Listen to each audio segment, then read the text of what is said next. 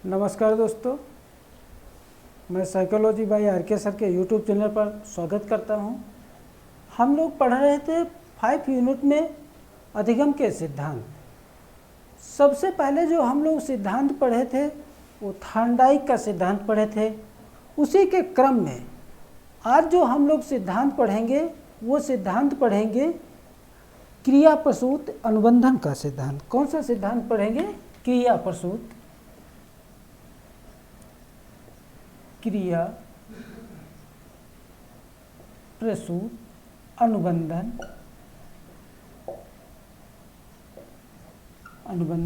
का सिद्धांत। क्रिया प्रसूत अनुबंधन का सिद्धांत। अब प्रश्न ये बनता है कि ये सिद्धांत किसने प्रतिपादित किया?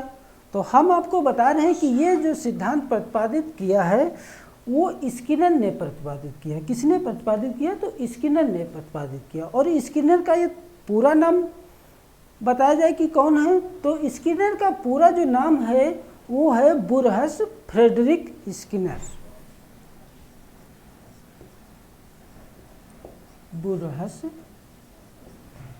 Frederick Skinner. इस सिद्धांत का प्रतिपादन किसने किया? तो स्किनर ने किया। अब हम आपको बताते हैं कि ये स्किनर कहाँ के निवासी थे। तो ये जो स्किनर थे वो अमेरिका के निवासी थे। एग्जाम में आपके क्वेश्चन पूछा जाता है कि जो है क्रिया प्रसूत सिद्धांत किसने प्रतिपादित किया? तो स्किनर ने प्रतिपादित किया। स्किनर कहाँ के निवासी थे? तो अमेरिका के निवासी थे। अब प्रश्न ये बनता है कि इस सिद्धांत का स्किनर ने कब प्रतिपादन किया? तो हम आपको बता रहे हैं कि इस सिद्धांत का स्किनर ने जो प्रतिपादन किया तो वो 1938 में 1938 ईस्वी में इस सिद्धांत का स्किनर ने प्रतिपादित किया। प्रश्न ये बनता है कि स्किनर ने किस पर अपना सिद्धांत प्रतिपादित किया? तो स्किनर का जो प्रयोग है, स्किनर का जो प्रयोग है वो चूहे पर है। पहले तो इन्होंने चूहे पर अपना सिद्धांत प्रतिपादित किया और बाद में इन्होंने कबूतर पर भी जो है अध्ययन किया। अब हम स्किनर के सिद्धांत की जो महत्वपूर्ण बातें थी, मुख्य मतलब बातें जो थी, उन पे हम लोग जो है चर्चा कर लिए। अब हम आपको बताते हैं कि स्किनर का ये जो सिद्धांत है क्रिया प्रसूत का सिद्धांत, स्किनर का ये जो क्रिया प्रसूत सिद्धांत है इसको किन किन नामों से जाना जाता है, इसको हम आपको बताते हैं। तो स्किनर का ये जो सिद्धांत है इसके अन्य नाम हैं, यानी इसको हम बहुत से नामों से जानते हैं। उसमें से कुछ नामों की हम चर्चा आपसे करते हैं। पहला जो इसका नाम है उसे हम आर.एस. थ्योरी के नाम से जानते हैं।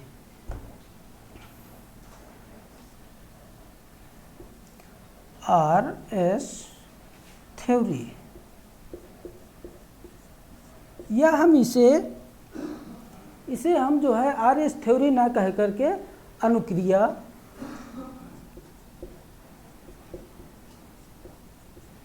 उद्दीपक का सिद्धांत कहते हैं। अनुक्रिया उद्दीपक का सिद्धांत कहते हैं। इसका दूसरा जो नाम है वो दूसरा नाम है, इन्हीं के सिद्धांत को हम पुनर्बलन का सिद्धांत कहते हैं। पुनर्बलन का सिद्धांत, पुनर्बलन का सिद्धांत भी हम कहते हैं। इसी को जो है हम क्रिया प्रसूत अनुबंधन का सिद्धांत कहते हैं। क्रिया प्रसूत अनुबंधन का सिद्धांत कहते हैं। इसी सिद्धांत को हम लोग जो है नैमित्त अनुबंधन का सिद्धांत कहते हैं। नैमित्त अनुबंधन का सिद्धांत, नैमित्त अनुबंधन का सिद्धांत भी कहते हैं। इसी सिद्धांत को जो है हम अन्य नाम से जानते हैं। तो इसी सिद्धांत को हम सक्रिय अनुबंधन का सिद्धांत कहते हैं। सक्रिय अनुबंधन का सिद्धांत। अभी तो हम सिद्धांत के इसके केवल नाम समझ रहे हैं कि किस नाम से इनके सिद्धांत को जाना जाता है, फिर एक एक सिद्धांत को हम विस्तार से बताएंगे कि क्यों कहा जाता है। अगला इस सिद्धांत का नाम है क्रियात्मक अनुबंधन का सिद्धांत। क्रियात्मक अनुबंधन का सिद्धांत। अगला इस सिद्धांत का जो नाम है उसे हम कहते हैं अभिक्रमित अनुदेशन का सिद्धांत। आपके एक मनोवैज्ञानिक हैं काउडर महोदय ने जो सिद्धांत अपना दिया था वो साखी अनुदेशन का सिद्धांत दिया था। उसी की आलोचना पर स्किनर ने जो सिद्धांत अगला प्रतिपादित किया उसे हम अभिक्रमित अनुदेशन का सिद्धांत कहते हैं। अभिक्रमित अनुदेशन। अभिक्रमित अनुदेशन का सिद्धांत कहते हैं, या इसे हम रेखीय अनुबंधन का सिद्धांत कहते हैं। रेखीय अनुबंधन। रेखीय अनुबंधन का सिद्धांत कहते हैं, या हम इसे कंप्यूटर बेस्ड उपागम भी कहते हैं।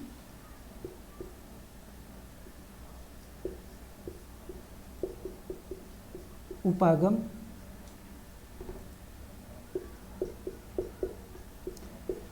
या हम इसे अन्य नाम से कहते हैं तो हम इसे कंप्यूटर उपागम के नाम से भी जानते हैं। ये जो है सिद्धांत, जो स्किनर ने सिद्धांत दिया अपना क्रिया प्रसूत अनुबंधन का सिद्धांत, उस सिद्धांत के इतने नाम हैं। कभी कभी बालक इतने नाम देख करके घबरा जाता है, उसके समझ में नहीं आता है कि हम इसको कैसे सॉल्व करें, ये हमको सर ने पढ़ाया नहीं। तो एक एक के विषय में हम आपको बताते हैं कि इनके सिद्धांत के अन्य नाम इतने क्यों हैं। तो हम आपको बताते हैं कि स्किनर ने यह बताने का प्रयास किया कि अनुबंधन के द्वारा सीखने की गति को कैसे बढ़ाया जा सकता है। अनुबंधन के द्वारा सीखने की गति को कैसे बढ़ाया जा सकता है, हम आपको बताते हैं कि ये आरएस थ्योरी या अनुक्रिया उद्दीपक का सिद्धांत, जो थार्नडाइक ने सिद्धांत दिया था वो दिया था उद्दीपक अनुक्रिया का सिद्धांत। यानी थार्नडाइक ने कौन सा सिद्धांत दिया था? उद्दीपक अनुक्रिया का सिद्धांत। थार्नडाइक के सिद्धांत को ही जो है पलट दिया स्किनर ने, और स्किनर ने बताया कि उद्दीपक अनुक्रिया का सिद्धांत नहीं बल्कि अनुक्रिया उद्दीपक का सिद्धांत है। इसके विषय में स्किनर ने जो है एक उदाहरण भी दिया। जैसे हम बच्चों को पहले प्रोत्साहित करें, बच्चों से हम बताएं कि जो बच्चा कल 10 तक टेबल सुनाएगा, 10 तक यानी पहाड़ा जो बच्चा सुनाएगा, उसे हम चॉकलेट देंगे, टॉफ़ी देंगे, पुरस्कार देंगे, शाबाशी करेंगे। तो बच्चा कहीं ना कहीं उस चॉकलेट के लालच में वो जो है सीखेगा। एक बार एक वस्तु को कई बार वो देखेगा, कई बार सीखेगा, कई बार सोचने की कोशिश करेगा, क्योंकि उसको जो है अध्यापक ने बताया कि कल जो बच्चा 10 तक जो है टेबल सुनाएगा उसे हम टॉफ़ी देंगे। तो यहाँ पे जो है क्या बताया कि जो है पहले तो बच्चे को हम प्रोत्साहित करें, सीखने के लिए प्रोत्साहित करें, और जब वो बच्चा सीख जाए तब हम उसे पुरस्कार दें। स्किनर ने अपना जो प्रयोग किया उसको हम बताए हैं। स्किनर ने जो प्रयोग किया तो सबसे पहले स्किनर ने एक स्किनर बॉक्स बनाया।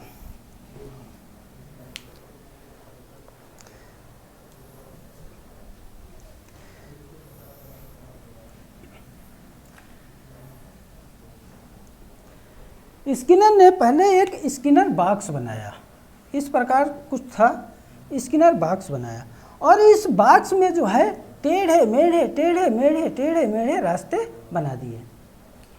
इस बॉक्स में टेढ़े मेढ़े रास्ते बना दिए और जगह जगह जो है रोटी के टुकड़े लगा दिए, जगह जगह पे रोटी के टुकड़े लगा दिए।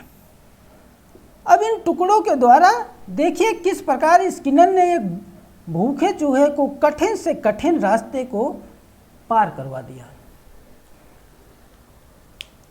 ये जो रोटी के टुकड़े हैं इनको स्किनर ने लाइट व घंटी के द्वारा जोड़ दिया।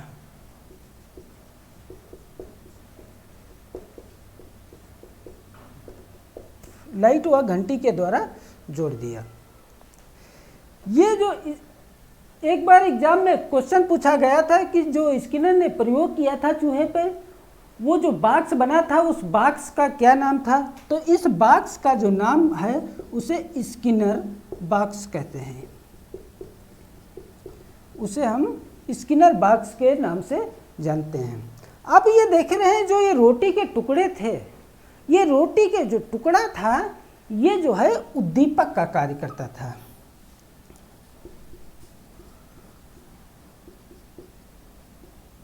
रोटी का टुकड़ा उद्दीपक का कार्य करता है।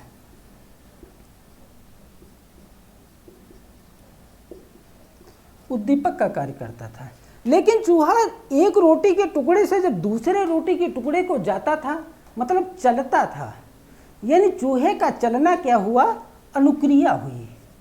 चूहे का चलना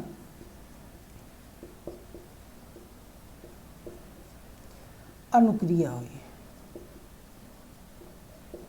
अनुक्रिया। लेकिन जो अगला रोटी का टुकड़ा होता था, जो अगला रोटी का टुकड़ा होता था उसे हम पुनर्बलन कह सकते थे। क्या कह सकते थे? पुनर्बलन।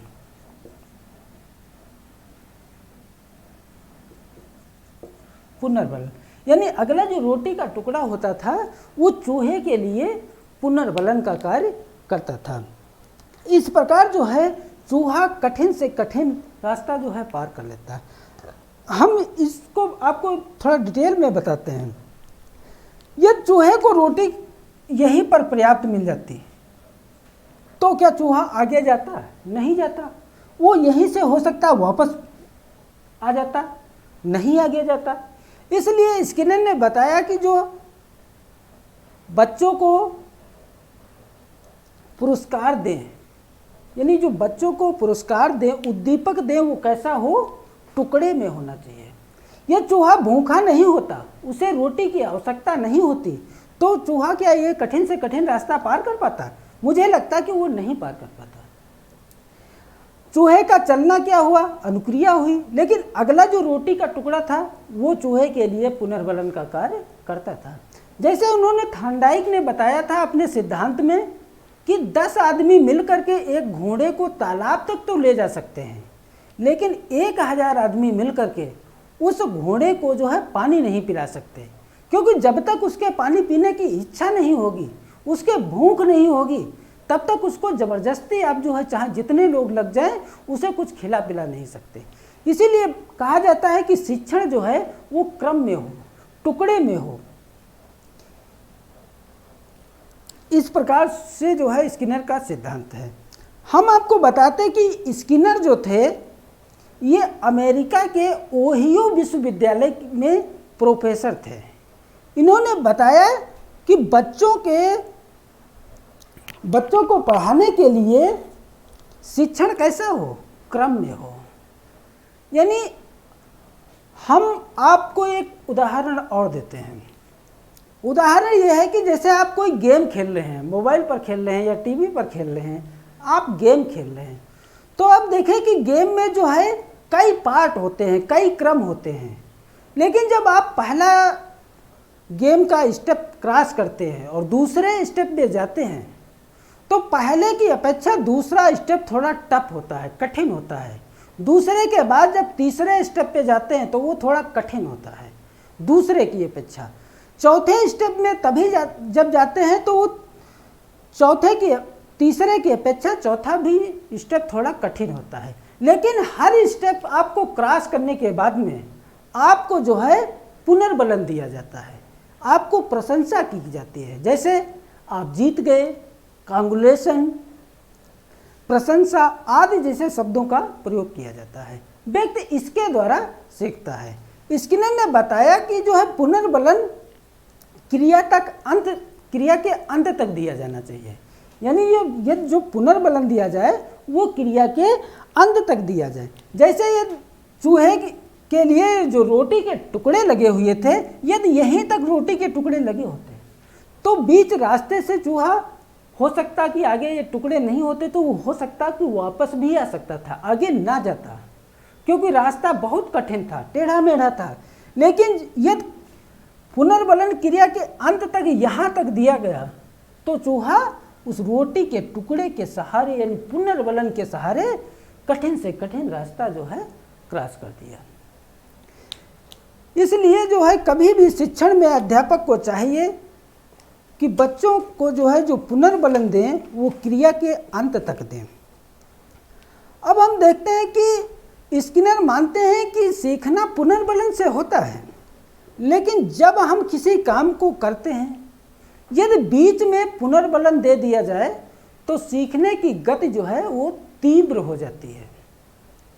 जैसे आप पढ़ रहे हैं, आप 2 घंटे 3 घंटे कंटिन्यू आप पढ़े, लेकिन पढ़ने के बाद आपको थोड़ा सुस्ती आ गई, थकानपन महसूस हुआ, आपने कहा कि चलो चलते हैं चाय पी करके आते हैं। चाय पिए तो आपके जो है थोड़ा ध्यान आपका डाइवर्ट हुआ, आपको थोड़ा पढ़ाई से रेस्ट मिल गया, आपका माइंड थोड़ा फ्रेश हो गया। फिर जो है जब दोबारा आप पढ़ने बैठेंगे तो आपके सीखने की गति जो है वो तीव्र हो जाएगी।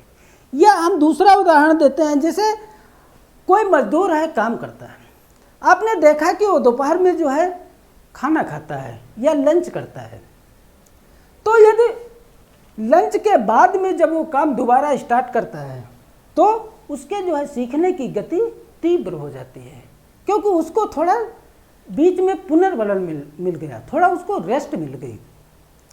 इसीलिए आपने देखा कि विद्यालय में जब भी विषय का क्रम होता है कि कौन सा विषय किस क्रम में रखा जाए, तो आपने देखा कि मैथ विज्ञान जैसे विषय का विद्यालय में सबसे पहला घंटा होता है, और जो है लंच तक जो है हमको लगता है लंच से पहले वाला जो घंटा होता है वो हिंदी जैसा जो है मतलब थोड़ा इजी सब्जेक्ट का होता है। लेकिन शुरू में आपने देखा मैथ और साइंस का जो है पीरियड लगता है।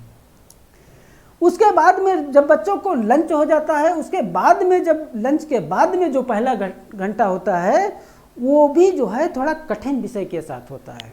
और जब बच्चों को छुट्टी देने का समय होता है तो सबसे लास्ट में, क्योंकि बच्चों में एनर्जी की कमी हो जाती है, तो सबसे लास्ट में एकदम सरल विषय उनका रखा जाता है, जैसे खेल है, पीटी है आदि जैसे विषय का जो है चयन होता है। इस प्रकार जो है शिक्षण जो है सरल से कठिन से सरल की तरफ जो है किया जाता है।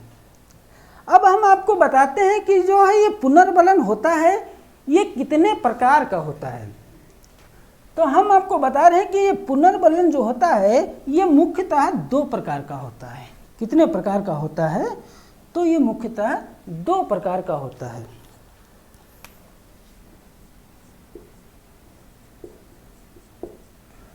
पुनर्बलन ये मुख्यतः 2 प्रकार का होता है। तो 2 प्रकार कौन कौन से हैं? तो एक प्रकार होता है सकारात्मक पुनर्बलन और दूसरा होता है नकारात्मक पुनर्बलन। सकारात्मक पुनर्बलन और दूसरा नकारात्मक पुनर्बलन। अब सकारात्मक पुनर्बलन होता है, इसको भी मनोवैज्ञानिकों ने 2 भागों में विभाजन किया है। एक तो जो सकारात्मक पुनर्बलन को 2 भागों में मनोवैज्ञानिकों ने विभाजित किया है, एक को हम शाब्दिक पुनर्बलन कहते हैं, शाब्दिक पुनर्बलन, और दूसरे को अशाब्दिक पुनर्बलन। एक को हम शाब्दिक पुनर्बलन कहते हैं और दूसरे को अशाब्दिक पुनर्बलन कहते हैं। अब ये शाब्दिक पुनर्बलन कैसे दिया जाए? जैसे किसी बच्चे की प्रशंसा करना, तारीफ करना, किसी बच्चे की बात को स्वीकार कर लेना, तो ये कैसा हुआ? शाब्दिक पुनर्बलन। यानी प्रशंसा, तारीफ, प्रशंसा, तारीफ आदि, ये शाब्दिक हो गए। और अशाब्दिक में यहाँ जैसे किसी बच्चे को आपने जो है पुरस्कार दे दिया, पुरस्कार, टॉफी, चॉकलेट आदि, ये कैसे हुए? ये अशाब्दिक, यानी जिसको शब्दों में बयां कर दें, हम व्याख्या कर दें, वो शाब्दिक पुनर्बलन, और जिसको शब्दों में ना कर पाए तो वो कैसा? अशाब्दिक। अब ये दूसरा इसका पुनर्बलन का पार्ट देखते हैं जो नकारात्मक पुनर्बलन है। नकारात्मक पुनर्बलन जैसे किसी को मारना, पीटना, डांटना आदि, ये कैसे है? तो ये नकारात्मक पुनर्बलन है। लेकिन यहाँ आपको देख करके लगता होगा कि सकारात्मक पुनर्बलन ज़्यादा महत्वपूर्ण है और नकारात्मक पुनर्बलन कम महत्वपूर्ण है। तो हम आपको बता रहे हैं कि जितना रोल जो है सकारात्मक पुनर्बलन का होता है उतना ही नकारात्मक पुनर्बलन होता है, क्योंकि कुछ ऐसे कार्य होते हैं जो बच्चों को नकारात्मक पुनर्बलन के द्वारा हम सिखा सकते हैं। जैसे कोई बच्चा शैतानी कर रहा है, आपने कहा कि बेटा शैतानी ना करो, नहीं अभी पापा आएंगे पीटे जाओगे, तो उसको जो है भय के द्वारा, डर के द्वारा उसमें कौन सी अच्छी आदतों का निर्माण होता है। तो इसलिए हम कह सकते हैं कि नकारात्मक जो पुनर्बलन है, जितना रोल सकारात्मक पुनर्बलन का होता है उतना नकारात्मक पुनर्बलन होता है। मनोवैज्ञानिकों का मानना है कि एक आंशिक पुनर्बलन होता है और एक सतत पुनर्बलन होता है। मनोवैज्ञानिकों का मानना है कि आंशिक पुनर्बलन सतत पुनर्बलन से ज़्यादा अच्छा होता है। इसलिए शिक्षा में शिक्षक के द्वारा हमेशा आंशिक पुनर्बलन का प्रयोग करना चाहिए। जैसे आपने अपने बच्चे से कहा कि बेटा 1 गिलास पानी ले आओ और आपको हम 500 रुपये देंगे या हम आपको मोटरसाइकिल खरीद करके दे देंगे। तो बच्चे से आपने मंगाया 1 गिलास पानी, पानी की कीमत कितनी है ये तो नहीं किसी को पता, लेकिन जो है आपने बहुत छोटे से काम के लिए उसे पुनर्बलन पुरस्कार कितना दिया, बहुत बड़ा दिया।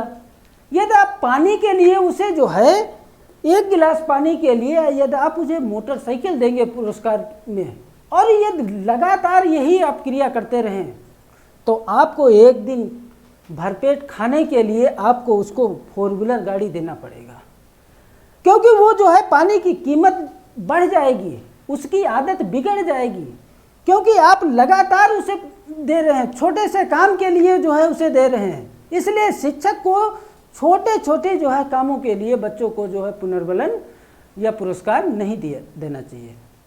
और जो पुनर्बलन दें तो वो कैसा हो, टुकड़े में हो, आंशिक हो, छोटा हो, कार्य के अनुसार हो, इस प्रकार से पुनर्बलन बच्चों को देना चाहिए। अब हम लोग देखते हैं कि इसका शिक्षा में क्या महत्व है, कक्षा में इसको कैसे हम प्रयोग करेंगे। तो हम आपको बता रहे हैं कि किसी भी क्रिया को करते समय या सीखते समय पुनर्बलन जो दिया जाए वो क्रिया के अंत तक दिया जाए। यदि आप बताएं कि यदि चूहे को केवल रोटी का टुकड़ा यहाँ तक मिलता, हो सकता तो वो रास्ता पार भी कर जाता, लेकिन ये भी हो सकता कि जब आगे उसे रोटी का टुकड़ा नहीं मिलता, पुनर्बलन नहीं मिलता, तो वो यहीं से वापस भी हो सकता था। इसलिए जब भी बच्चों को पुनर्बलन दें तो वो क्रिया के अंत तक दें, बीच तक ना दें। अगला पॉइंट इसका ये है कि जब पुनर्बलन क्रिया के अंत तक दिया जाना चाहिए। कोई कार्य सीखने या रटने के लिए पुनर्बलन आवश्यक है, यानी कोई कार्य बच्चों को हम सिखा रहे हैं, रटा रहे हैं, तो इसके लिए भी पुनर्बलन आवश्यक है। क्योंकि स्किनर ने बताया कि यदि आप बच्चे से कह दो कि कल 10 तक जो टेबल सुनाएगा उसे हम कल क्लास में प्रशंसा करेंगे, टॉफ़ी देंगे, चॉकलेट देंगे, तो देखिए पुनर्बलन के द्वारा बच्चों के सीखने की गति बहुत तीव्र हो जाती है, क्योंकि बच्चों को लालसा है कि मुझे चॉकलेट मिलेगी, तो वो जो है 10 तक टेबल को एक बार नहीं 100 बार पढ़ेंगे, याद कर लेंगे, रट लेंगे। इसलिए बच्चों को पुनर्बलन के द्वारा सीखने की गति को उनके तीव्र किया जा सकता है। छात्रों के वांछनीय व्यवहार के द्वारा भी जो है पुनर्बलन के द्वारा उनके व्यवहार में भी परिवर्तन लाया जा सकता है।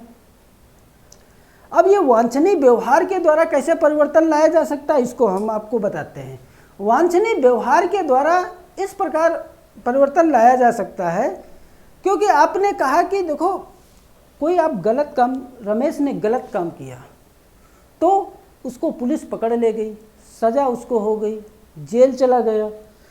लेकिन यदि बच्चे को बताओ कि आप बेटा अच्छा काम करोगे तो आप अच्छे बच्चे कहलाओगे, मोहल्ले में, समाज में जो है आपकी भी इज्जत होगी, आपके मम्मी पापा की भी इज्जत होगी, और आपकी जो है बहुत से जगह पे आपको सम्मानित किया जाएगा। तो यानी पुनर्बलन के द्वारा उसके व्यवहार में भी परिवर्तन लाया जा सकता है। यदि बच्चे से आप बता दो कि बेटा चोरी नहीं करना चाहिए, चोरी करोगे तो जो है मारे जाओगे, तो या किसी को बच्चे, कोई दूसरे बच्चे ने चोरी किया था, उसने उसको मारते देख लिया, तब भी उसके व्यवहार में परिवर्तन हो जाता है। जैसे हम दूसरा उदाहरण देते हैं आपको, आप अपने ऑफिस से जो है घर के लिए निकले, आपका मन बहुत ज़्यादा है कि चलो आज हम रास्ते में शराब पिएंगे, लेकिन आप रास्ते में जा रहे थे और शराब पी नहीं थी, लेकिन दूसरे आदमी को देखा कि वो शराब पिए हुए नाली में या रोड पर लेट रहा था। वो जो है बहुत भीड़ लगी थी, वो जो है कीचड़ में पड़ा हुआ था, तो आपने शराब पी तो नहीं, लेकिन उस आदमी को देख करके आपके व्यवहार में परिवर्तन हो गया कि शराब हम पिएंगे तो अभी ये नाली में पड़ा है, थोड़ी दूर जा कर के मैं भी नाली में पड़ जाऊंगा। यानी व्यक्ति कहाँ से, किसी को देख करके जो है उसके व्यवहार में परिवर्तन हो गया। आपके एग्जाम में क्वेश्चन एक बार पूछा गया कि जो है टीचिंग मशीन का निर्माण किसने किया या किस मनोवैज्ञानिक ने किया, तो हम आपको बता रहे हैं कि शिक्षण में टीचिंग मशीन का जो निर्माण किया वो स्किनर ने ही किया। आपसे डायरेक्ट क्वेश्चन पूछा जाता है कि टीचिंग मशीन का किस मनोवैज्ञानिक ने निर्माण किया, और आपके ऑप्शन हो गए स्किनर, थॉर्नडाइक, पावलोव या वुडवर्ड। तो किसने किया? स्किनर ने किया। इस प्रकार जो है हम लोगों ने आज जो है स्किनर के सिद्धांत पढ़े। बस स्किनर के सिद्धांत में आपको ये 2 चीज़ें याद रखना है। स्किनर ने बताया कि SR थ्योरी, ये किसने बताया? तो ये थॉर्नडाइक ने कहा, थॉर्नडाइक। लेकिन इसी सिद्धांत को स्किनर ने पलट दिया, स्किनर ने कहा RS थ्योरी, यानी थॉर्नडाइक के सिद्धांत को पलट दिया किसने? तो स्किनर ने। ये जो है महत्वपूर्ण सिद्धांत है। सीटेट के एग्जाम में आपसे एक क्वेश्चन यहाँ से बनता है। यदि मेरा वीडियो पसंद आए तो इसे लाइक, शेयर, सब्सक्राइब अवश्य करें। Thank you.